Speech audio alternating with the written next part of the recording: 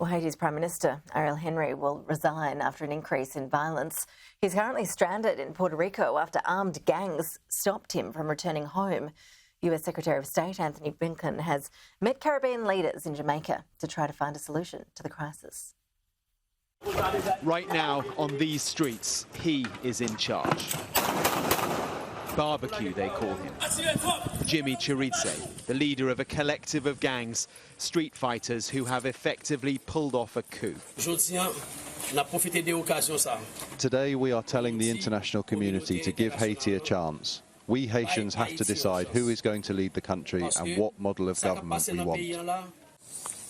He was reacting from the streets to the resignation of the Prime Minister, prevented from returning to his own country, forced to step down in neighbouring Puerto Rico. The government I am running, he said, will remove itself immediately after the establishment of a transitional presidential council. The images from the past week reflect this slide into chaos. At the approach road to the country's main airport, they run for cover.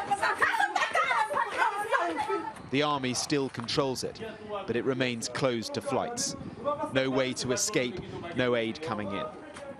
The seaport has reportedly reopened after government forces pushed gangs back, but at a cost. The number of dead and injured continues to rise. The US Secretary of State joined an urgent meeting of regional leaders in Jamaica this week, a collective effort to install a transitional government and a path to elections. And at the US State Department, the spokesman hinted at the big concern for America. But certainly we have seen a very unstable security situation, and we know that what often happens when you have an unstable security situation, as you reference in the question, is an increase in people attempting to flee the country. It is the alignment of rival gangs together fighting government forces which has prompted this latest turn for a country that's been failing for years. These are images from a gang leader's drone, spotting government military vehicles, tracking the movement of an army from the air. And this is a moment from last week's prison break when gangs freed thousands. Government forces on the roof, again, gangs spotting their targets.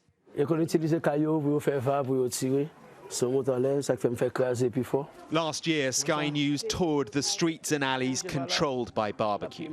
A former policeman, self-cast now as a Robin Hood for the people here, but cast by others as a straightforward gangster. He is internationally sanctioned. He denies links to numerous murders.